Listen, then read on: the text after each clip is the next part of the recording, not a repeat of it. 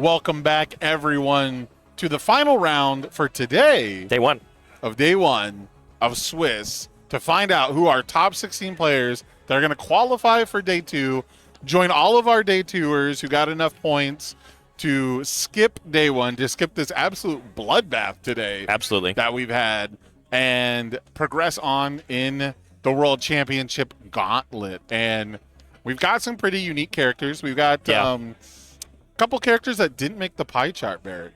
That is true. Yes, 100%. And then even some that made the pie chart that personally I didn't think I had a lot of faith coming into the tournament, right? Based off the player standing stuff that we looked before coming into this round, a Ryu made their way to day two decidedly. Like ID'd the last two rounds decidedly, which, is pretty exciting. But like you said, exciting characters that aren't even necessarily represented on the pie chart. We've still got some fun ones for everybody at home for some exciting gameplay of players who have to play it out to get their lock in for day two here at Worlds. So should we not leave them waiting, of course? Should we go ahead, jump things in? So, of course, we've got two decks that are going to be jumping in here. We've got Aiden L sporting, you guessed it, Zeke Yeager from set 2. And why do I say you guessed it? Because Aiden has been playing this character since Louisville, which we saw him running and piloting incredibly well. Yeah, this is a character that completely took me by surprise. I thought you would have no competitive success with this character strictly because the early turns are so difficult. Yeah. Right? The early turns being a five-hander, what if I don't draw the backups? But we've seen that if you build the deck smart, if you play the deck smart, then you will be rewarded for it. We saw this Zeke Yeager, Zeke Beasttine get to third place, I believe, in Louisville as well. Yes. So there's also, a higher placing Zeke Beasttine. And I've been blown away by the ability that it has to smooth out its early turn. And it basically skips to the late game pretty quickly. It kind of jumps over the mid game and goes directly into a late game sort of scenario with its ability to pass checks, its ability to tutor the right cards, and it finds its win condition pretty quick. Yeah, very, very reliant on those early turns of how quickly we can transform. But, of course, its opponent going to be Dawson M here, coming in with, again, a character I didn't think I was going to be seeing a lot of at this event. Benimaru, shooting star from the new KOF Challenger decks, coming into this event with 110 points, 57th across the entire United States. And formerly, Dawson has had some success, including a top 4 appearance with Porco in Atlanta, but now sporting this sort of other, might I add, if this is doing what I believe it is, very fun and aggressive momentum generation and blowing out its opponent as quickly as it can with this momentum. Yeah, very similar idea. A seven-hander who has, I'll call fraudulent defense, if only because Porco has defensive tricks. But when you read the character, nothing about him says defense. But the way that he can utilize milling on the rival's turn definitely has that. And so I expect to see Dawson with some more defensive tricks. Benimaru has a really neat and interesting speed reduction ability. But every time I've seen the deck in action, it has been full throttle, aggro momentum generation, end the game immediately, play the big funny punch as soon as possible. And so I'm not expecting a very defensive back and forth, but I'm also not expecting both of these decks to sell out the way that we might have seen in like the Godzilla versus Ryu's and the Godzilla versus Grog type of matchups throughout the day. And this is the highest stakes for both of these players as we get into their deck lists, of course. Nope, straight into gameplay. Never mind. So I will use these as our resources here, but I do want to pull up Benimaru because of exactly what you're talking about. Again, one of our newer characters here in the standard format, literally released this year. But yeah, being able to add any foundation to your stage, to your momentum, repeatable. Every enhanced step, and you get minus, or you can give minus speed equal to the printed difficulty of the added foundation. But if we add face downs, you're giving no minus speed, which means you can do it on your own turn to get that turbo accelerated momentum. And as from the other ability, this character is allowed to give powerful to any attack in the game, or if it already has it, give a nice little +1 to that powerful. But as you were kind of talking about, the big bread and butter of this deck is this ultimate combination. So any of those foundations that you shove into your momentum, we can spend it for powerful on this ultimate combination, which has powerful 5. And then we could build all of those foundations right back and face up. Yeah, quick quiz, Barrett. What's the correct order to play the enhances? You have to play powerful first, and then you have to press the button to build them.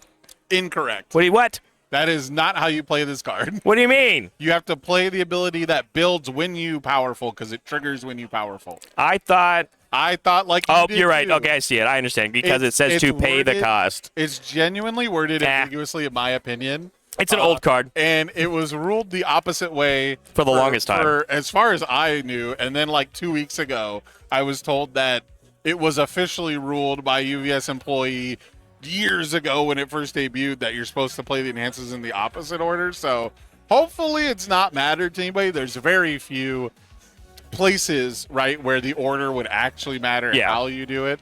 But it'll be interesting to see if our players fall into that pit, that fall for that trap, because I was definitely playing it the way you talked about. That's what I was told.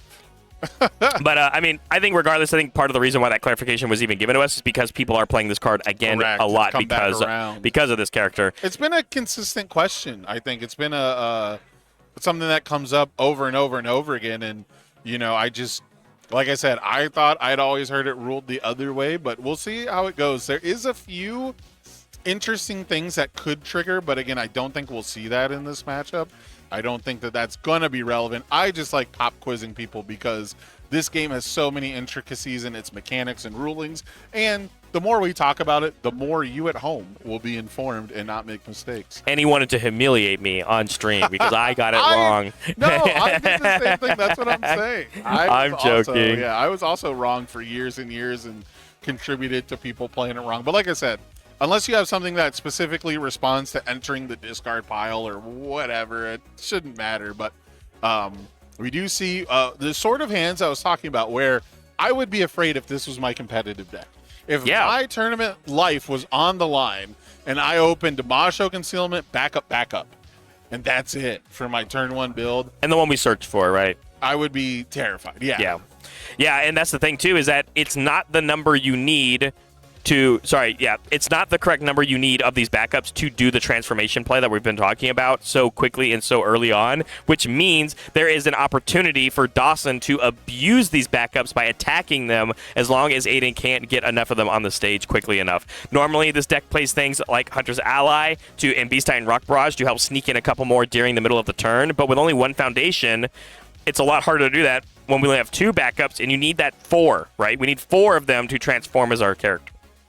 Yeah, you need to get a nice chunky draw 4 out of the way. But starting off with, I believe, the Beast Titans Rock Barrage? The Obsidian version. The Obsidian. Okay, yeah, not the Pearl, but Beast Titans Rock Barrage. I could tell because it built a backup. That's true. That's actually how I could tell. I could tell because it was a 5 diff because we committed 2 cards to play it. Yep. And that's going to delay our transformation even longer. Because there was a world where we built 2 backups and then 4. Yes. Right? And then we kind of made up for our lackluster turn 1. But we're pretty much seeing, again, the nightmare scenario for me. 5-hander, low build early, trying to get some advantage, checking poorly, basically losing any advantage we could have. Because now we're not even going to get to draw the 2. We could have formed and drew 2. Yeah, we don't get to do that because we had to commit our character to pass the check. So now we are legitimately playing this turn 2 as a 5-hander because even going first, we get to have that extra backup card. But I think that's kind of the biggest thing I was going to really point out was that I think the thing I like about Zeke, and it's probably the only thing I really like about this deck, is going second feels a lot better. Because you have your character ready, and you have that extra card, and the partial mulligan helps you find those backups on what you're looking for. And then additionally, because that feels so good for this deck, in this scenario where Aiden wins the die roll and goes first for this game, this is kind of the game that you're allowed to maybe lose. Not that I like saying that, of course, but when your deck does do and benefit a little bit going second, this is one of those situations where this is the game you're allowed to have this kind of clunkier start. But moving on to the other side, of course, we've got Dawson, who's going to start accelerating his own game plan and already has 2 momentum as we move into the rest of this turn. Yeah, I mean, Dawson's got triple his foundations. Granted, the backups, they count for something, right? Yeah. Especially the Yeager's followers. They help you make checks. They help compensate for not having a lot of foundations, which is how the backup decks tend to operate. But Benimaru with 6 foundations, 2 momentum already, clear card pool ready to go, and fast hybrid Chimera Kraken. An absolute banger in this board state. The question is, Barrett, are you swinging at a backup or are you swinging at Zeke? I think it depends on what's in our hand. I think the biggest thing for me is 34 is a lot to do at the beginning of the game for these Benimaru decks. So I would be attacking the backups, especially if I have at least 2 attacks in my hand. Kill one off, knock the Zeke down to 4, play another attack, knock the Zeke back down to 3. Also remember, if we want this to go to momentum, and it will go face up. So that helps when it guaranteed connects. But it looks like we went straight for the face, and that is if you're Aiden, that's what you want. You want to keep these backups alive. And if you're Dawson, you're still getting that life total a little bit closer to lower. Yeah, we saw in the Louisville matchups, the Zeke Yeager War Chiefs had started to target the Zeke Yeager Beast Titans backups, and because they started out as the 6-hander and had a little bit better early game draws, they were able to consistently deny the transformation over and over and over again. And if this deck never transforms, you really feel safe because, correct me if I'm wrong, on the front side, you discard ranged attacks to pick up backups. But on the back side, you discard backups to pick up attacks. And that's when the deck really starts to flow and get dangerous. So if you can prevent that transformation, you know, all you're going to do is allow them to discard attacks, which that's not how we win the game. Absolutely. Yeah, discarding any attack, just to grab the backups is great, but it is that slower game plan. You would rather just be playing the attacks that say get the backup in your stage, like the Hunter's Ally and like the Beast Titan Rock Barrage. So you're never really going to be wanting to get rid of those. And even something like a Falling Titans, you feel pretty comfortable playing early on because it shifts down as a foundation for you to pick up later. So I agree with you. It almost feels like that line of text is completely blank when you play this character. But Aiden being in a better spot altogether of having these 5 backups, being able to transform, but we are staring across this falling debris that scales based off of momentum that Dawson has, and that first attack already connected. This is a card, Falling Debris, I thought was going to be a way bigger deal. Yeah. 5 difficulty for Zilla gives you usually +2 to your check, you know, without having to actually spend the momentum. A lot of decks that churn up a lot of momentum, the way that they do it is by debuilding. So we don't see people play those effects because losing resources makes it hard to spend the momentum that you just generated. But Benimaru is already a deck that's down to debuild himself to get a bunch of momentum, and we see exactly the payoff. A huge check bonus into our 6 difficulty win condition, and now with powerful 5, this is threatening lethal. Yeah. 20 life to deal with, 7 base damage. The biggest thing for me is that, and the hardest part about this card is it is incredibly easy to block. And although every foundation and character is committed on the side of Aiden, we talked about these Yeagerist followers, and each of these Yeagerist followers give -2 speed because we have 4 of them in our stage. True. We have -6 speed to block this ultimate combination. The question is, do you have the high block? Which, if we have any ranged attack, we should have a high block because of Zeke's ability, but we're committed, Barrett. Yeah, we can't do anything about it. Our super powerful ability to tutor to the right block zone is no longer available, so it looks like we did get the minus speed coming down, so we are at least bluffing a block. Yeah, -4 total now, going to 0 high. Still haven't pressed the powerful button, haven't pressed the other enhance. Again, I don't know the right order, as we've already explained. And remember, it also gets... Just assume I'm doing this correctly. We're going to... I'm assuming, yeah. I trust Dawson knows the correct order of play, as I think they're actually even clarifying it right now, of like, hey, whatever the ruling is, this is the order I'm doing. Yeah. It looks like he said it's powerful 5. I think he pointed perfect. and said powerful 5, which means we are almost certainly, powerful 5. There it is. Thank you, Judge.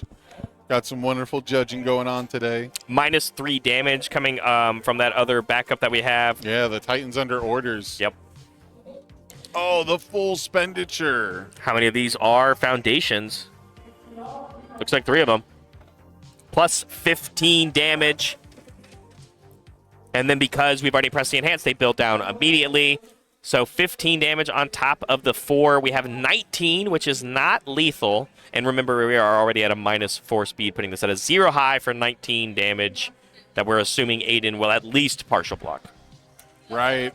And we see one of my favorites for this deck specifically is that daily training getting rebuilt. Daily training is a super good way to bounce back. That's on my list. Rebuilding yourself. Yep. Same thing with the ultimate combination, right? You stuff all these foundations into momentum. Oh, we got the double daily training. We got the daily double, if you will. That means that if it easily, because we build these extra foundations right, we can play even more attacks after this ultimate combination. It's not about it being this big finisher. Yes, it does a ton of damage, but again, if there's a high block here, we're going to be at a healthy 20 still for Aiden, but we can build these foundations in. It looks like instead it's going to be a partial, right? Yeah, and we checked a 3. It was on a zero speed. Yeah. True. So it has a mid block. Am I wrong? I might be wrong. Hunter's ally? No, yeah, he took the half. Yeah, half goes to 10, but because we built on these extra foundations from that daily training to get us even another daily training, a strategic meaning, even that one can go to our hand because it's got enough keywords. It's got a million keywords. Another city rampage does it have, I don't know, giant? Does it have the giant keyword? I don't think it has a keyword, no. But that one's going to go to momentum.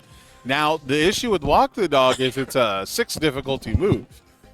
Because our rival only has 2 foundations. That is true. So that is one way to counteract Walk the Dog, but I think Dawson's got the answer here. And we checked a 6 on it as well, having to commit our extra 3 foundations. Oh, 2 foundations? I guess I mathed.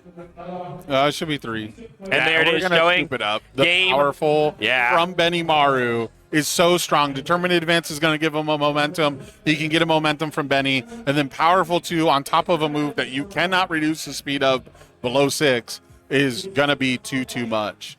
Game 1 going to Dawson there. Like we said, just that rough start of going first as Zeke Yeager here.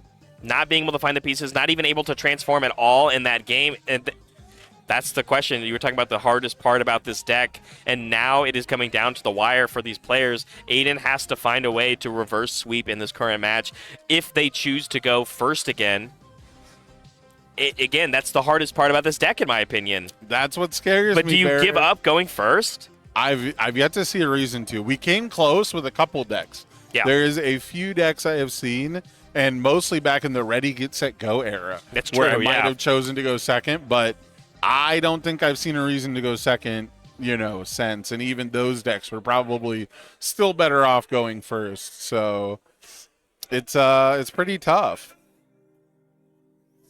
I wonder how good an ability would have to be for you to go second on purpose, Oh, how strong? Here's something I didn't think of. Of course, I forgot these decks do side into Han Zoe.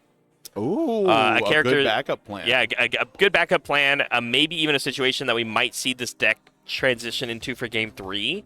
Titan Pile eats 7-handers alive. Yeah, Titan Pile is one of the best ways to kill a 7-hander, especially if you're willing to build 4 backups turn 1, and then play like 1 attack on a 5. Granted, Titan Pile only counts Titan backups. So I'm not sure if it's part of our sideboard game plan or not. It's not, but I think instead we're just kind of taking advantage of political strifes. Which counts all the backups, Which right? counts all backups that we're already mainboarding into this deck. Baby pile. Yeah, exactly. A little mini pile here. Yeah. With an icebreaker 2 on it as well. But yeah, we side Hans and we side a singular 4 difficulty backup to make that beginning text very good.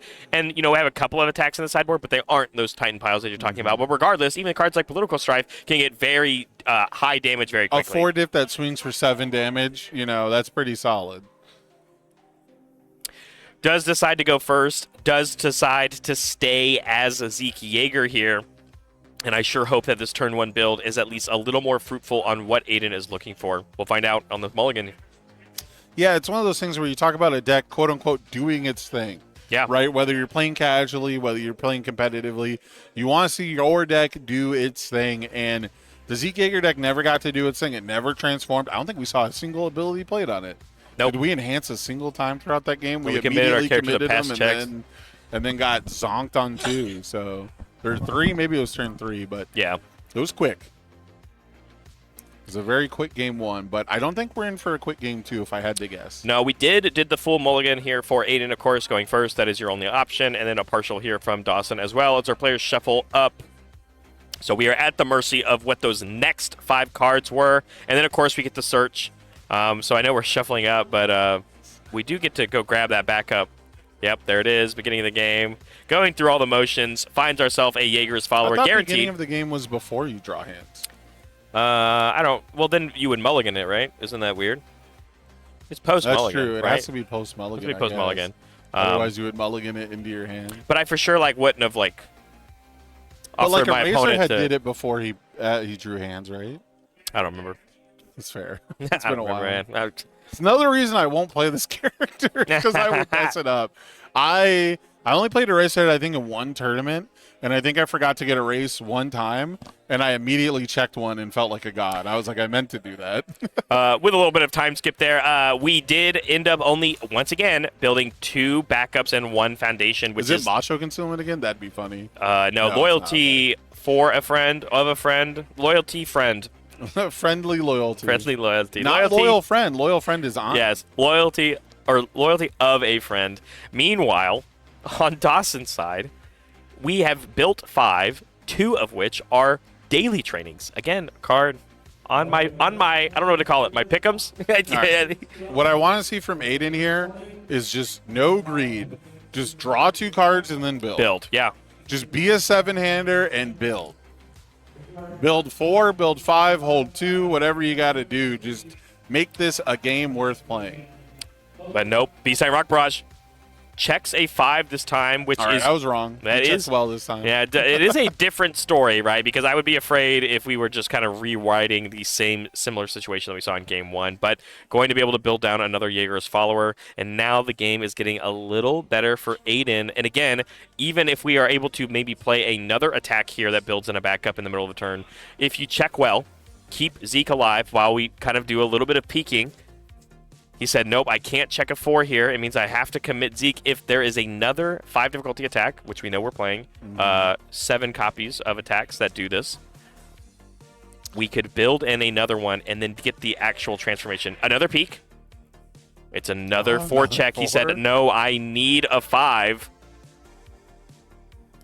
You can see Aiden the kind of posturing, the frustration, the hard part of this deck, right? There are so many things that have to go right. But don't get me wrong, Sam, when they do, this deck does fire. It's pretty amazing. Yeah.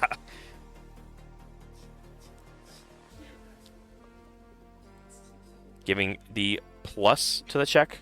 Nope. Giving minus to the rival's check with that inspiring song that gets used. Goes for the full block here.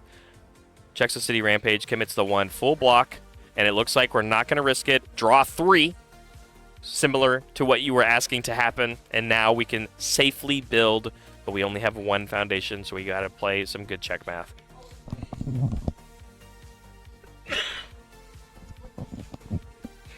Man, double daily training after we built 6.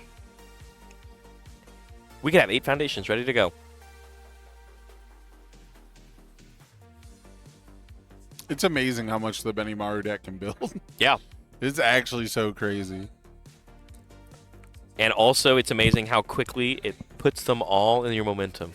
Right. It's crazy how much it builds while debuilding, and we'll still stay ahead of 5 and 6-handers.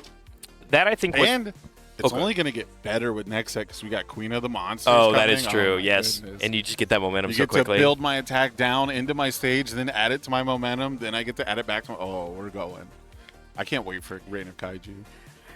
I think the biggest thing as well is I think the biggest struggle that players had in the beginning of when they were testing with Benimaru, because I think it was a very eye-catching character right off the get-go on release. Again, quick I think momentum a lot generation. of people dismissed it. I think a lot of people read it and went, oh, 7-hander that only reduces speed, it only pumps damage if I debuild myself with momentum. It doesn't look like a very alluring gameplay loop, truly. I mean, to give yourself momentum, you even have to be using 0 diffs and flipped face-down foundations to not hurt yourself. So it has its restrictions. Yeah. But they're not the biggest hurdles in the world. Yeah, and I think the biggest downside I saw from people was that they would put too much into their momentum too quickly, and then if something like the ultimate combination got disrupted or something, you've lost your entire stage, right? It's just gone, and there's almost no recovering from that point, even though you are throwing these kind of explosive moves. But you are putting your foundations into your momentum, and then you are trying to spend them and get a big buyback. And sometimes, if that just gets disrupted, you leave the deck pretty vulnerable, which I think is shied some players away. But as we are seeing in this tournament, Dawson not the only one playing Benimaru in this tournament, and also not the only one having success with it. Yeah, and I think it's important because for a long time it felt so bad to play a seven-hander. You basically had to play a racerhead or you had to play a seven-hander that had crazy defensive potential, and then the only other seven-hander people were really seeing success on was Rodan, who just blocks so well and has crazy speed reduction similar to a racerhead. And now we're seeing a lot more seven-handers be viable, right? We're seeing Yeah. a lot more seven-hand sized characters that can play different styles even. If you were playing a seven-hander a while ago, you basically had to be on one end of the spectrum, either Tokoyami turn twoing you, which Tokoyami said amazing defense. Don't let anyone lie to you about set 1 and 2 Tokoyami with all that breaker. Or you had to be playing like the greatest control deck possible and make no mistakes. But now we're seeing a lot more flexibility in the seven-hand size space, which is really nice.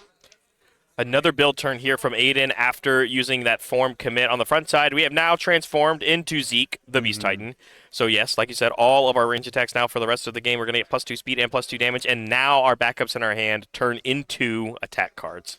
So we need a little bit more of a stage. But we have to pass some checks. we still have to wait a turn for that. Yes, correct. Which that's the other wrinkle in this deck for me is, you have to form commit, then you get the transformation, but then you can't even do the enhance while committed.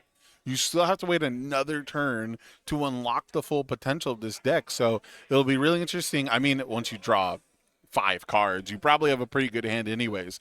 Hopefully Aiden doesn't need to be tutoring more attacks after drawing 5 cards, but it'll be interesting to see if he's got that grip or if he's going to have to play some defense without his character and survive a whole nother turn against Benimaru.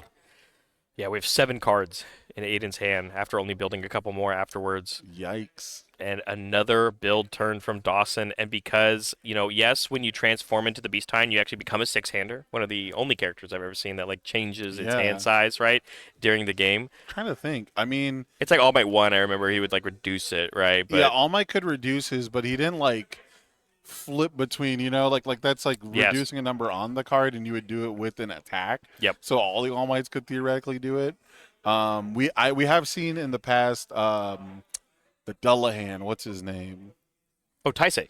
Yeah. Taisei would start the game as an 8-hander and turn into a 5. If you deal 2 damage to him, he would turn into a 5-hander. So that was always an interesting gambit for people to play. A lot of weird Taisei decks out there. A lot of people really liked playing Taisei. So yeah, I think that's the only time I can think of off the top of my head where a character's hand size changed, printed on the card. Yeah, exactly. Super Skullman 33 had you get 1 hand size for every character you build. All Might had the changing, but that wasn't marked by having a physical character card change. Yeah, exactly. And so what that means is, because we built again for Dawson, the 7 cards that Aiden had, there's no reason to review because you're just going to lose a card. So we just started the turn with our 7 in our hand. But like we said, now our character's ready again. We can turn any backups that were already in Aiden's hand into attack cards every time we enter the enhanced step. But we've got this Beast Titan Rock Barrage already coming through. Comes in with the 2/2. We built a backup already. And we got some cards committed. Yeah, Dawson, skipping a turn there really allowed Aiden's deck to begin doing its thing like we were talking about, having to wait that extra turn cycle to be ready. Now you got to feel there's no way Aiden's not going to have the attacks, right? There's no way he doesn't have backups. There's no way he doesn't have attacks in his hand. And if he doesn't have attacks, the backups are the attacks. We even used our own Capone. So that this Beast Titan Rock Barrage doesn't count towards progressive difficulty, making the turn a little bit easier. And I can only imagine... Oh, okay, here it is. Discard a backup. We're going to discard this Genghis Frog, and we're going to pick up another Beast Titan Rock Barrage. Just really trying to solidify and get these extra backups into our stage, and also dismantling the stage of Dawson to get these cards committed. Yeah, and it looks like, did we not get the targeted commit from the Rock Barrage? I think we did. I think we picked an Inspiring Song. And then it was immediately shoved in for -1 speed here. Momentum. That makes sense. Yep. There it is. This is the hostile introduction, right? Yes. It's the alt art one. It's the foil one, yeah. Nice mid block with a Mighty 9 Breaker 2, which we're not one of those. Yep, but here is another Rock Barrage on a 5. Comes in with the 2/2, of course.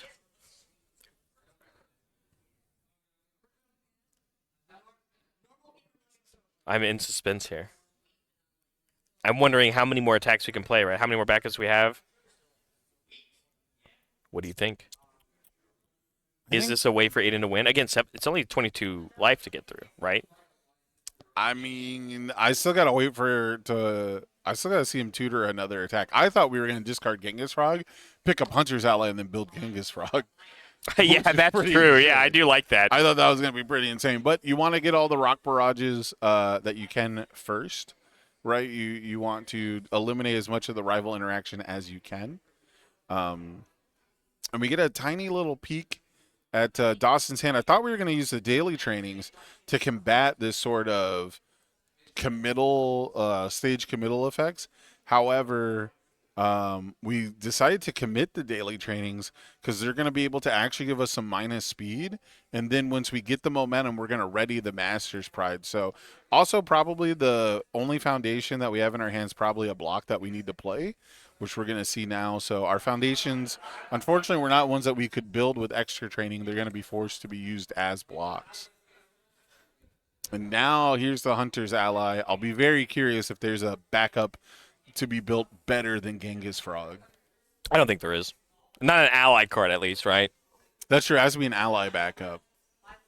Well, I guess you could build an ally foundation like Macho Concealment if we really wanted to. But, yeah, the Genghis Frog is the most often built card with this. And, I mean, Benimaru's got some speed reduction, but I don't think it's this good.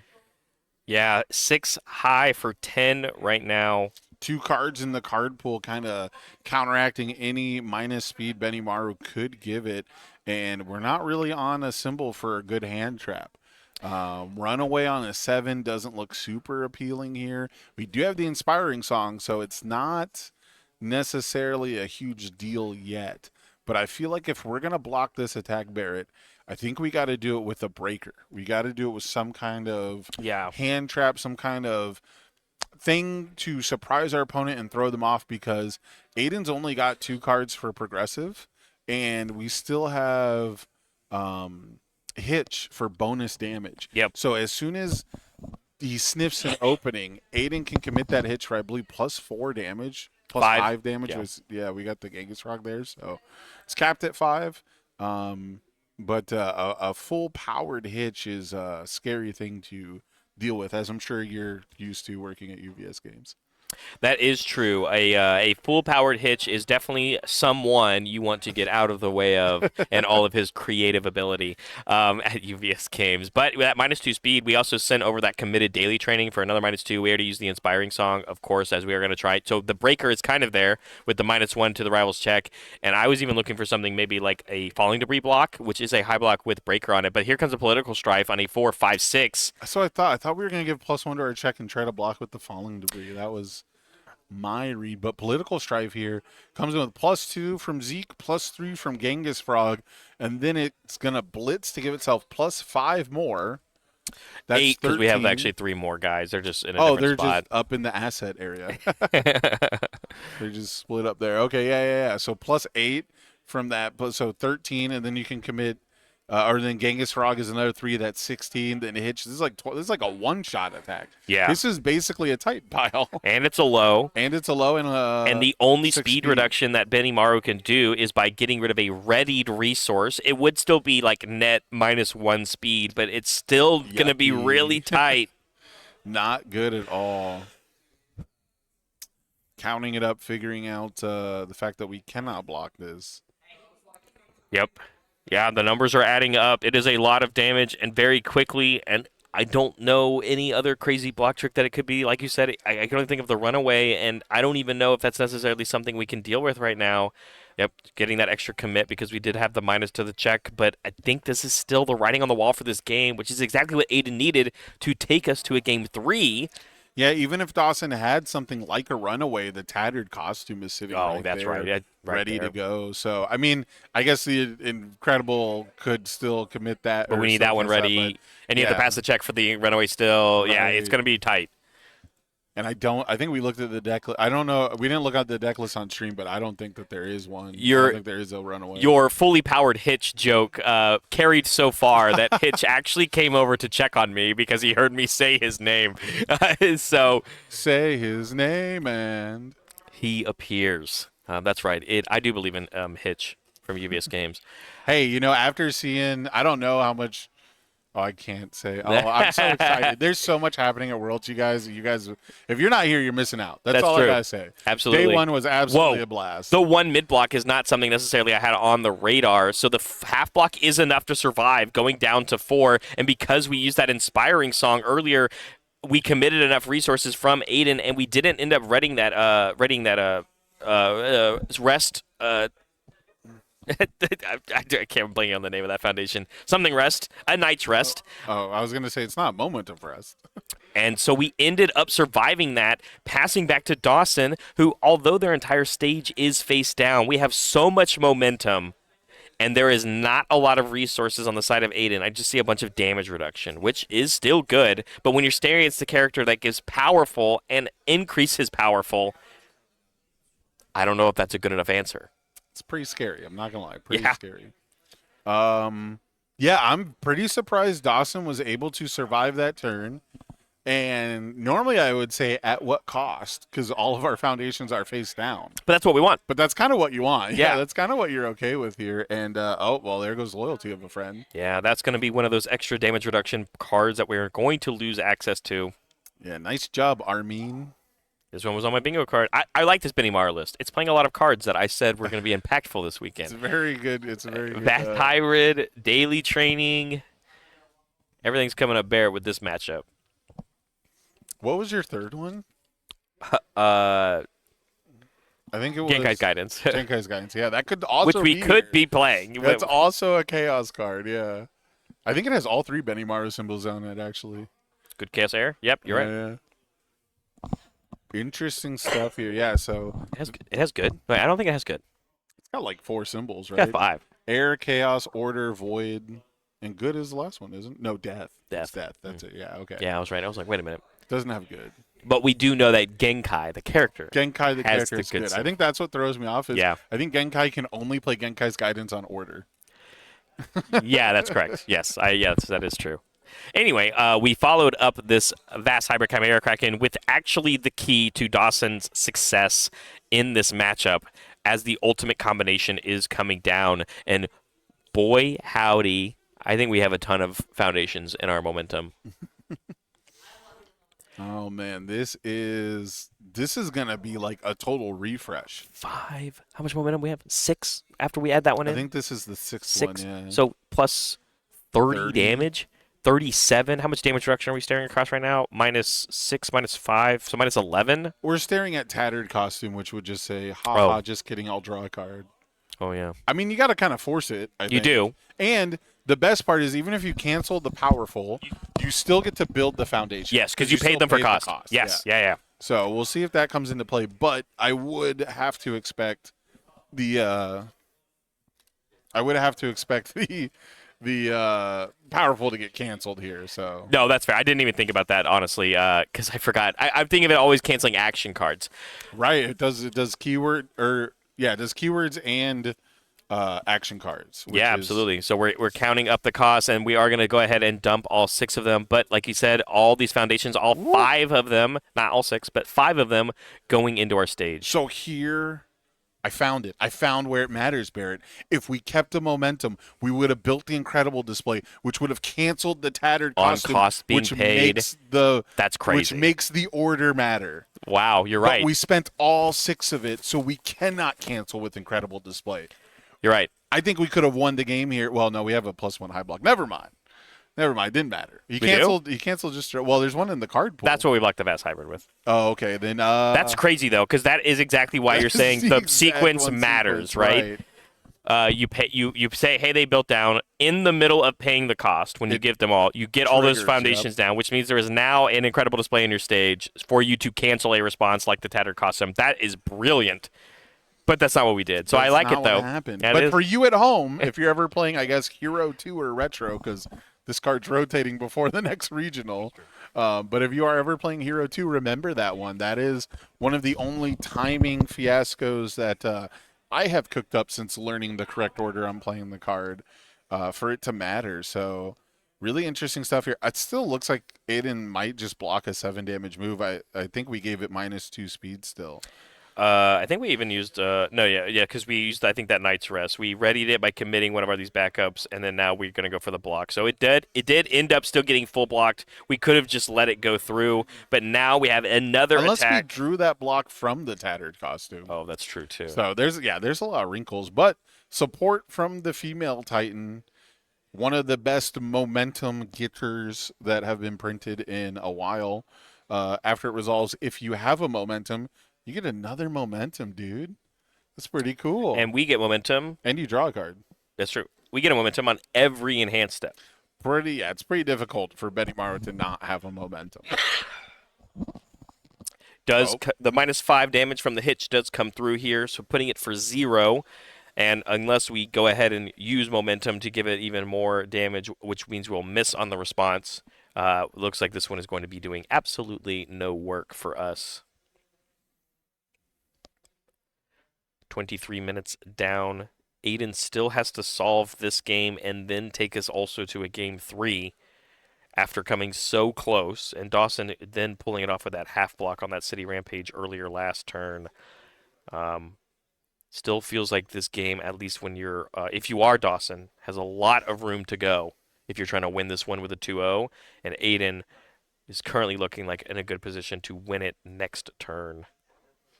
Yeah, this has been a lot more back and forth than I was expecting, but it's doing so in big haymakers. Yeah. Right? It's doing so with big potential threats. And now we see, like Hitch is just a big threat. +5 or -5, that's so difficult to fight around. And I got to feel like, especially in this game, playing from behind, Dawson could have benefited from targeting some of those backups. Yeah. Now that the damage reduction is as big as it is with the Titans under orders and the hitch, it's probably impossible to really get through to the backups. That game plan is probably gone. 100%, yeah. If we had been able to attack them a little bit earlier, we probably couldn't have prevented the transformation this game just because Aiden's deck was finally cooperating, being able to ramp some with attacks, being able to draw into them and get the transformation out, pretty early. But, yeah, I got to think that if we go to a game 3, Dawson going first, snipe the backups, accrue 1,000,000 momentum, and just deny the flip. We saw another strategic meeting go through in between on the forums there for Dawson, and we actually hit a Walk the Dog, so we have that in our hand. But this is a Falling Debris now being played on an 8, and we did actually end up having +3 to our check to play this. I don't remember where it came from, but we did go ahead and add that check. This is going to come in with the 2/2 from the Blitz ability because we have the 2 momentum. Benimaru Enhance gives us a 3rd. So there is more to be said on this attack, as there's the last piece of damage reduction on Aiden's side of the board, putting this down to 5 damage.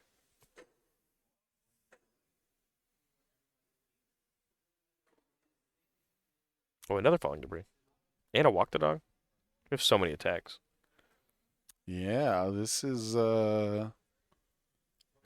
looking like some pretty good extension here.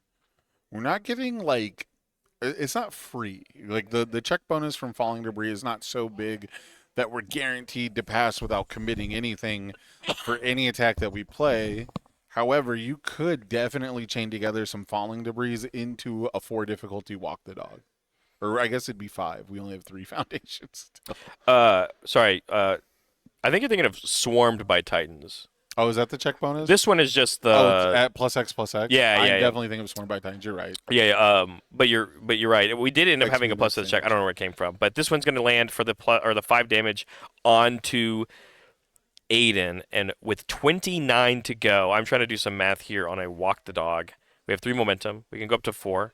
It can turn into powerful 4, which means it has 16 damage on top of the 6 base. So it's not 29. Okay, so no big check bonus here, but we got +1 from Inspiring. Yes. I saw the check bonus thing came out, and I think I got switched up. We've been here since 9 a.m., 8:30. We've been here since 8 a.m. It's been almost about 12 hours. Yeah, our call time was 8:30. So I'm ready. Everyone has left They're the gone. building already to go get dinner, and I'm jealous. It's just us. I'm so jealous. I gotta go. I'm gonna be late finding a group. Everyone's already gonna be at a restaurant. So, but we're here checking out this awesome action. This Benimaru deck is so sick. I love the gravitation of a lot of players going towards this character. Because I'll be honest, this kind of guy is not my cup of tea. But I understand why people are gravitating towards it because of like what you said. It's just like lopsided, harder deck building gameplay of you give plus damage and you give minus speed. You do not do any versions of the other way around, but you do this momentum generation. He's very unique. Yeah. There's very few characters that can give powerful, very few characters that can modify keyword ratings in general, and Benimaru just plays with different cards. You still have your walk the dogs, you still have your vast hybrids, your staples, but who else is playing ultimate combination in the year 2026? And who's doing it this well? It's just Benimaru, and it's the last chance, right, to do it at this exact tournament. So I do understand, again, people gravitating towards it because cards like Ultimate Combination are one of a kind. Powerful 4 walk the dog sounds pretty good to me, pal. Yeah, 20 damage, walk the dog, and it looks like it's going straight to the face. Going down to 9 for Aiden. 7. I'm sorry, I did the math wrong. 22. Single digits for both players. Another attack has to do at least 7, and I think the one I saw, which was the falling debris, was not enough, even if you could pass it. I will say, these are the most conservative daily trainings I've ever seen. It's so rare to see a daily training sit face up in a stage. Like we only have attacks. Yeah, like you just see, or we've seen Dawson, correctly hold foundation blocks.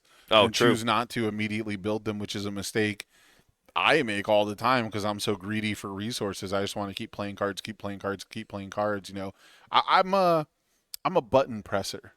Everyone is. I think all UniVersus players are button pressers to some degree. Yeah, but I'm a button presser to a detriment. I've definitely looked at some games and just said, man, if I did nothing, I win, which is so antithetical to UniVersus in general, but is very not antithetical, very thetical. That's not the right word. Is that a word? No, I don't think so. But production says no. It is. It's very much a thing in fighting games. Mm-hmm. Winning by doing nothing. I believe. I'm just gonna say it's Sun Tzu Art of War. Probably not. But if you can win by doing nothing, then you have a huge advantage over your opponent. You said words I don't know what you meant. What did you say? To win by doing nothing. No, but what did you say before that? Antithetical? No, never mind. Okay, you said a phrase or a word I didn't know if it was English. I had never heard of it before. Sun Tzu, The Art of War? Yeah. Sorry. You've never heard of The Art of War? I've never heard of Sun Tzu. Oh, he's the author. I know of Art of War. Oh, okay. Yeah. See, okay. I've learned something today. Yeah, there you go. Yeah. Yes. Sun Tzu's The Art of War. Yeah. There is a philosophy where you want to be in a winning position without expending resources. Yeah, absolutely. So effectively, you want to win by doing nothing. And I mean, how many times have you heard someone complain in any game where it's like, oh, you didn't do nothing. You just played lame. You didn't do anything. How'd you win?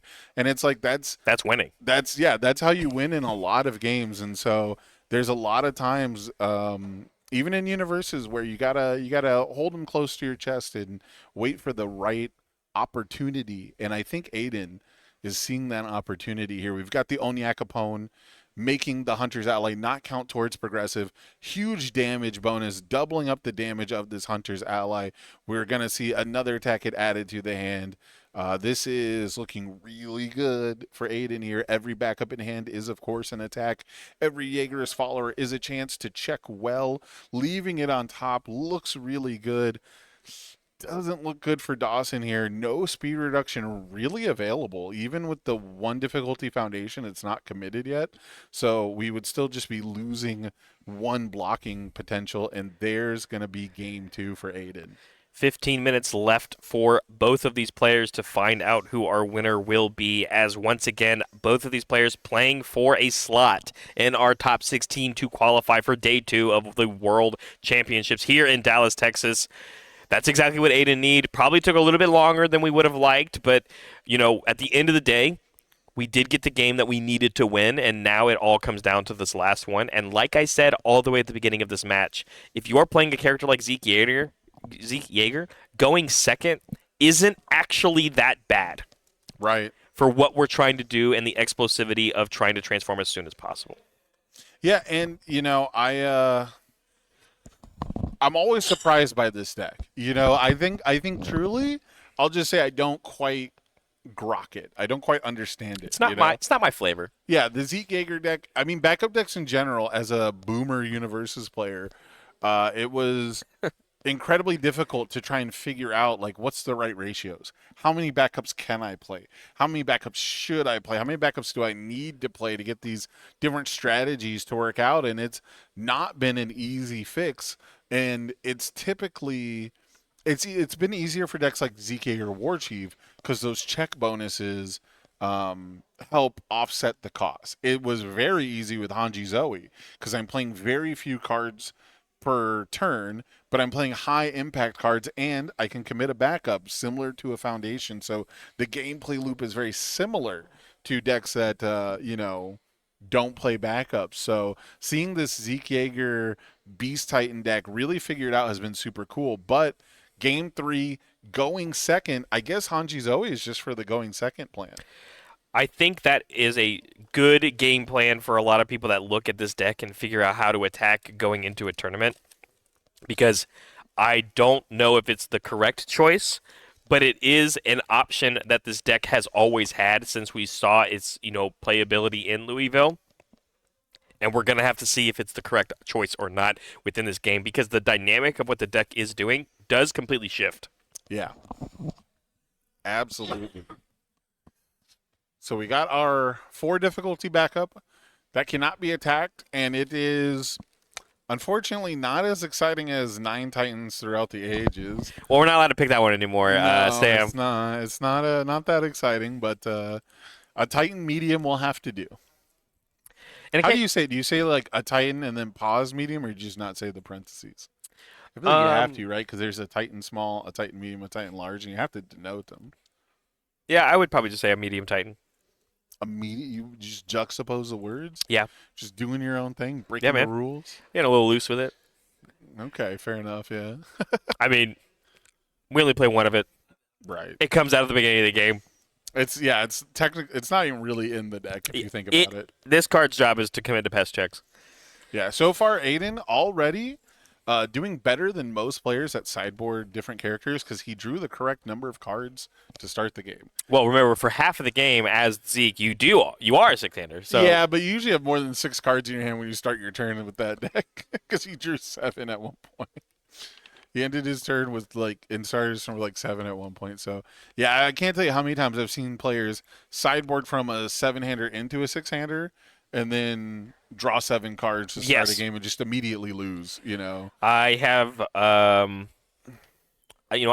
don't openly admit to a lot of my mistakes as a professional card game player. Occasionally, obviously not much. Professional? You got paid to play? I mean, we all get paid in memories and good times. Hey, I'll just say my gaming experience has always been pretty ordinary in that respect. Okay, fair enough. I will say one of the few things that I have gotten a judge call on is exactly what you're describing. Yep. A mistake that I made in the middle of a tournament because I was playing a 6-hand size character for game 1 and I was sideboarding a 7-hand size character for a different game plan, and I didn't draw enough cards. And that's my bad. But the punishment for not drawing enough cards is typically just like, yeah, man, you handicapped yourself. Here's your warning. Here's your warning. Play better. I just have to play this 19 health character with only 6 cards in my hand at the beginning of the game. Was this before you got the extra card for going second? Yes. This was old. Yeah, UFS times of old. I was just a wee lad, of course, in the professional world of UniVersus. But here we have a new dynamic to this match. New characters on one side of them, new backups into the stage, and right out the get-go, very powerful ones, right? The Genghis Frog already coming in, allowing to play it early on because Hans helps you commit, or you're allowed to play cards and commit a backup per card to help you pass the check, and then, of course, going second, Hans being ready as well, being able to just slam this 5 difficulty backup, even if you check a 3, it's in the stage. What's crazy is I think I've seen more like hard checked massive mutant machines than I have seen hard checked Genghis frogs. I would believe that. Like I've seen more people play one on a 7 than play Genghis frog on a 5. A big part of that's probably the +0 mid block on Genghis frog makes it pretty appealing to hold. But you know what else has a pretty good mid block? This City Rampage that we're kicking off turn 2 for Dawson in this game 3 into a determined advance. Checks very nicely on it. I mean, everything's coming up Thrill House. Who's Thrill House? You've never seen? Oh my gosh. I know Millhouse. Yeah, well, he's Thrill House, and there's a whole. I'll show you later. Okay, all right, thanks. Well, I'm just I don't know if the viewers are also know the reference. That's but... true. Simpsons is pretty old by now. Oh, it's a Simpsons reference? Oh, my bad. Well, it's Millhouse. I thought you knew Millhouse. Oh, I was thinking of a different card game with the term Millhouse. Anyway. I don't know what you're talking about now. I mean, mill is a term in card games, but I don't know about Millhouse. Yeah, Millhouse Manastorm. Oh, okay, yeah. I guess I don't think of him as a card game reference, but he okay. He is that's more correct. iconic as a card game reference than he is in the video game. That's fair. That's fair. So determined advance. Yeah, so we are advancing determinedly. Get another momentum. Accelerates exactly what Benimaru is trying to do. And you ready? Here's one big benefit if I'm Dawson going into this game 3 and my opponent has sideboarded into Hanj. You know what that is? 31 health instead of 34. That's right. I only got to do 3 less. Yeah. That's not too bad. I think the biggest advantage is you don't have to worry about a huge explosive turn, and you don't have to attack the backups like we were talking about. Attacking Hanji's backups is still pretty good because it's kind of, it's denying a resource to pass a check, but it's way less impactful because we're not relying on them to transform. And if you kill a Genghis frog, every Hunter's Ally builds it. It's rough. Yeah. You can't build it with Beast Titan's Rock Barrage, though, because it is unique. Yes. So, it's not as bad, but... Ultimate combination coming out right now on a 6-7-8. We did check a 5. Sorry, 6. Did we use an inspiring song that I missed? It looks like it. Yep. We have we have +2 to a check. Yeah, and we had the City Rampage also for the coming in with the 1-1. So just enough to keep Benimaru alive.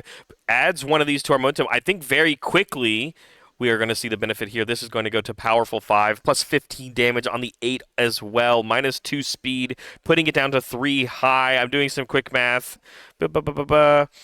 Yes, ready's the Knight's Rest. Okay, I think it's still in block range, but it's going to be determined on the block modifier that Aiden has and the card we check, of course, if we want to get this up there. And again, it refreshes any of these foundations that we spend from the powerful to help Dawson even potentially play another attack afterwards. And it doesn't look like we're using the Yeager as follower to scout the check. So we might be pretty confident in our ability to block this attack already. Like a number 10 pro hero, 1 high block. Exactly. Something pretty guaranteed, or else I'm pretty sure you'd be looking at the top. Yeah.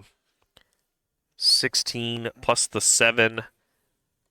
Pumping this up to 23, exactly 1 off lethal. But again, we've refreshed our stage, which is the big benefit of playing this attack with this character. Yeah, I mean, we could use that inspiring song again, right, if we had another attack we wanted to play. And we'll get another momentum from the strategic meeting that we've refreshed as well. Yeah, I think low-key, one of the things that's actually been saving Aiden's life, as we get a little peek at Dawson's hand, is not building 4 foundations to be committed out. Yeah. As a walk the dog deck, we see one in the hand. It's been pretty frustrating. I would be pretty tilted, I'll be honest, if I've had this many walk the dogs that are on 5, 6 difficulties instead of 4s, despite my opponent being completely committed out. There's the number 10 pro hero block. Like you said, just not Check very the 6 worried. anyways, yeah. Everything being handled here. Strategic meeting. Look at the top. It's either going to momentum or the hand. It's going to be momentum. And it's a foundation. That's the card type you want in there. Yeah, so if we play a walk the dog, it would have been on an 8. So we might as well play the falling debris, which gets +X equal to the momentum, not the check bonus, as I was mistaken earlier. But we did have +3 to play this one. Comes in with the 1-1 and then blitz for the 1-1 because of the 1 momentum we have for a nice 6 high for 8 right away. And we got the good high block out of Aiden, so I can't imagine we necessarily have another one. So this will help get a little bit extra damage on the board for Dawson. Yeah, and hopefully we can get that readied foundation committed down, because if we can get the walk the dog to be played on a 6, 7, 8, 9, 10, but plus 2 to the check. We could check a 5 and commit our 3 foundations and still have Benimaru, but that's not going to be the case. We're just going to have to settle for some damage here and figure out, is it worth it to even try to play another attack? Walk the dog on a 7 is still an option that you can consider, even though you didn't get this last one committed. 16 to go through. Powerful 3 with 2 foundations. Sorry, powerful 6 with 6, 7. Well, you'd have to 8, commit 9, 10, 11, 12, Benimaru, I think, 13. unless you check Yeah, a 6. it is only 13 damage if you just raw play it, and you check it. Yeah, like you said, you have to check the 6 to get the extra momentum and also the powerful increase. But we're thinking hard. If you could increase the powerful, though, that'd be 8 from... Oh, if Benimaru's ready, you get a 3rd momentum even. So, yeah. If we could have had Benny ready and played that. So, Aiden slipping past the danger of Walk the Dog based on the way the deck is built. So, remember we were talking about, like, can't really grok the way it's played. I mean, it's got sneaky moves into the metagame threats. I mean, how many times have we seen Walk the Dogs in a top 8, top 4 finalist deck? So many. So many, and I think even when it comes down to the announcement of the top 16 players that will be moving on to the next day of this tournament, how many of them are playing symbols or playing X amount of copies of Walk the Dog to make that happen? It's just so powerful. Yep. It's such a key piece for those decks and for those symbols of just punishing your opponent for having those extra foundations. But speaking of having extra foundations, Aiden in the tank after looking at his 6 cards because we narrowly escaped dying there with how aggressive that turn was from Dawson. And we have 2 foundations and 3 backups to play with. And it looks like we're just going to build Frantic Rescue. Frantic Rescue number 2. Onya Capone, which doesn't help us too entirely much. Build 3, pass. There's 4 foundations.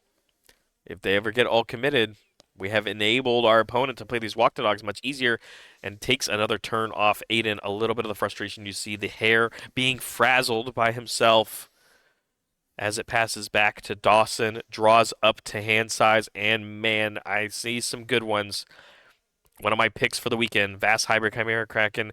Very good key piece to start things off, especially when you're staring across things like double Frantic Rescue. Yeah, double Frantic Rescue, pretty strong. And specifically into, again, the Walk the Dog plan. Is Frantic Rescue a flip or a remove, though? Flip. Flip. So it would actually be kind of stronger into this matchup if it had a remove. But with Vast Hybrid Chimera Kraken, I have to imagine Frantic Plea is the target here. Looks like the Vast Hybrid is going to get played, but a Filled with Doubt coming in. Honestly, one of the first ones I've seen all day. Going to go ahead and seal it, but it is still an attack you have to deal with, and Aiden says, no, I'm good. I'll take the 6, going down to 10, and Dawson has the decision to continue to play more attacks, or we can see the responses here from the Frantic Rescue, and yes, we are going to press the button on both of them. +2 difficulty for the attacks of Dawson for the rest of this turn.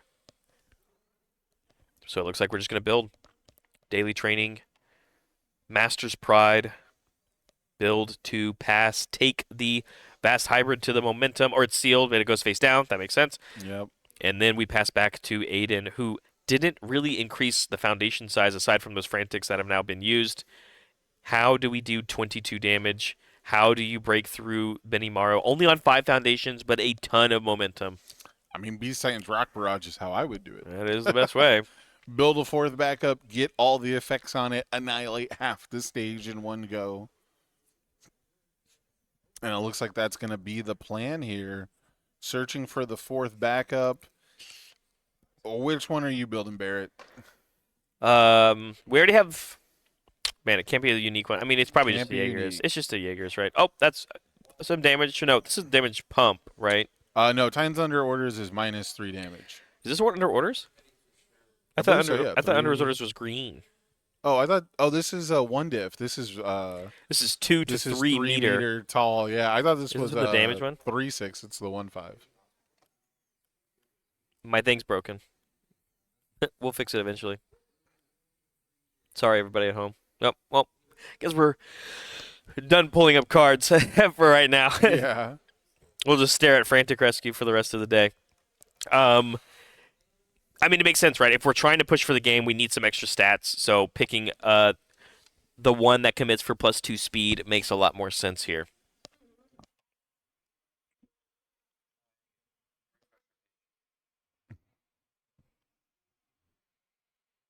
Sorry, everybody. I am resetting everything. Yeah, we've got 6 momentum for Benimaru. We have more momentum than we have foundations. Yes. Makes sense when you read Benimaru, but you still don't see it that often. That's where they all went. That's where they all went. There's actually a lot of attacks in our momentum, more so, I think, across the entire match. This is a pretty irregular game for Benimaru in general here. Normally, Benimaru's would have absolutely gotten splatted by now. And speaking of splatted, here's Falling Titans with the Genghis Frog out. This is not a combination of cards I've seen too often in practice, but it is definitely something I have theorized about being an incredibly potent win condition. Adding damage pump to Falling Titans is not strictly necessary, but it does reduce the number of backups that you have to build and sacrifice to pull it off. And Hanji Zoe, so built for this card, right? Like you play it on a 6, you check a 5, you commit 1 backup, then you sack it, do it again. This is just built for this character. Definitely another reason why, along with Nine Titans, that this character became much more playable after its release, when there really wasn't too much of a reason to play Hanji in the first set of Attack on Titan. It's actually getting very scary here now for Dawson, as this is now the second time we're playing the Falling Titans. Like you said, less total times we have to play it. And every time you commit that backup, you get that bonus speed. That's right. And Genghis Frog is still going to apply that damage even though it's committed. So now it is a 7 high for 9. It's going to connect. Here it is once again. And we have another +2 speed. We show triple low block with the Walk the Dogs that we couldn't play because we could never get 4 foundations committed. Game 3 in the match. Our rival refused to build enough foundations for us to win the game. How depressing is that, Barrett? But Aiden L gonna be your winner. Not taking one. Aiden L not taking an L. That's right. In this reverse final sweep. round. You got to call him Aiden W now. That's right. Aiden W. Change your last name. Change your last name. Absolutely. Finally, again, has played Zeke Yeager all throughout this year, has made incredible performance across it, is the reason why he's even here at this tournament. And with that win, Aiden L, all but for sure, locking in his day 2 here at the World Championships with Zeke Yeager. Absolutely amazing stuff. Again, we talked about how the deck is just kind of confusing to both of us, right? It's not really something that we are super familiar with, right? But pulling it out in the end, I mean, what is there a better way to have ended our day 1 of the World Championship? I don't think so. I think across the entire day today, we have seen impeccable players across the globe play impeccable decks and strategies so widely diverse that I think everyone was kind of expecting coming into this tournament. And these were just the decks that these players selected to get them through day 1. The decks that we will see from all these day 2ers, as well as the 16 people who, don't worry everybody, we will announce who they are very shortly. 16, huh? All 16 of them that will be moving on. The decks have been incredible. And here's the biggest thing I have to ask you. I want to take you back even a couple of years ago. Nick Reagan breaking out of that day 1 tournament and then making his way all the way to his World Championships win and giving you the character card that has existed in Standard today. The day 1 buff is real. Yeah, Nick Reagan was Mr. Last Chance himself, and we could see that repeated here again. It wouldn't surprise me the way these players are playing, and I've always been someone who thinks that you get a bit of a warm-up, I don't want the bye week. I don't want to take a week off because then you get cold. You get rusty. I want to stay warmed up. And I think playing day 1 and succeeding, it builds that confidence. You get more reps in. You get more experience. And you get a feel for what people are playing over the weekend. Whereas if you were walking around playing side events, maybe you're getting a little distracted. You're having fun playing some retro, playing some Hero 2, gunslinging with the UVS employees. Maybe you're resting on your laurels a bit. So these day 1 players who are going to make it into day 2, they might have a slight advantage. Well, let's see exactly what that advantage is with the decks and our players that are going to be making this Day 2 appearance in order of their placement of finishing in Swiss. I'll do 4, you do 4. First place, right. Ryan K on Godzilla. Paul Butler in second place with his Bertold Hoover deck. We've got Marvin Emery, third place, representing Ryu. And in fourth place, Chris Miner with that Nago deck that we got to see already in fourth place. Yep, in fifth place, we've got Cohen N on Rodan.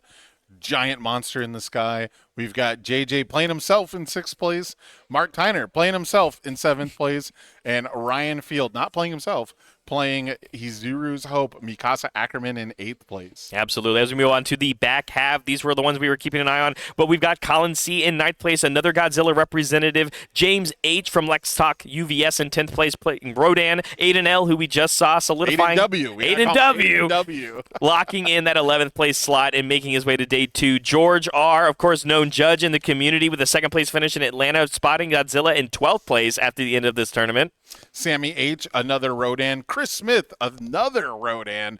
Barlow G with the Zeke Yeager War Chief, who we got to watch on stream at the beginning of the day. Mr. Bubble himself. You want to talk about somebody who's got a last chance qualifier buff. Barlow's got to be in the running for that. And then John A with the only Midoriya on this list, despite being one of the most competitive characters throughout all of 2025 and really not seeing any hits to the deck, not losing any pieces or getting errated, but one squeaking in that last 16th place. Surely there's no one else. No, actually, Levi, I don't know what to say right here. President Hawks? Our UVS Games UniVersus Organized Play Manager, for everybody at home, 17th place was, I don't have their name here. Sorry. Parker S. Playing Zeke Yeager on Fire. Okay. Finished 17th place with a 1.23% strength of schedule change on the fight for that 16th of 17th place. And our gracious host, Levi, has actually allowed him to also make it into Day 2 because of that bubbler. Thin of margins. So there's actually going to be an extra representative here in our Day 2. So congratulations also to Parker S. making it into the Day 2 qualification. And that has concluded our tournament here. Of course, I want to talk about characters. I want to talk about all these things that we can get into tomorrow, of course. It's been a long day. It's pretty late. It's pretty late. But big things I want to do of note. You said the one Midoriya. I want to talk about the other side of it. Only one of those players played Mikasa today. That's true. That's Mikasa, way big. Huge on the representation, not so huge on the conversion rate. So between Godzilla, Rodan, and Mikasa, those top three, only two of them really showed up there. So Mikasa, Hizuru's Hope, maybe people are over-teching for it. There's been a lot of cards you could play that interfere with the game plan, but they're pretty much dead cards in other matchups. But this was the format. This was the event to bring your Scales of Juno, to bring your Strength of Beauties and put them in the main board. I am very excited to see all of our players and what they have prepared for us for tomorrow because they are allowed to submit new decks. Of course, by midnight tonight, we will know exactly what those players are playing. Only time will tell. And maybe based off of the results of today, people might be second-guessing what they'll be submitting, and we won't know until tomorrow. But, Sam, I think I'm done for today. I would like to crack one last pack for the viewers at home, if we have it. Godzilla, of course, Reign of Kaiju is in our super pre-release here at Worlds. Of course, the pre-release is next Friday on the 6th of March. And then also, of course, the actual release of the set. And the big shiny card of the pack is... Whoa, hey. A Flying Menace. Pretty good. That's going to be it for Day 1 here of the World Championships. I'm Barrett Bryant with Sam Tate. Thanks so much for tuning in today. Be back here at 10:30 Central Standard Time for Day 2 of the action here, where all of the players across the world, EU, Oceania, America, all of those players that have made their qualifications for Day 2, as well as the 17 that qualified at the end of today, will duke it out to make it to Day 3 and claim that ultimate prize of that champion card on Sunday. Don't go anywhere. We'll see you tomorrow.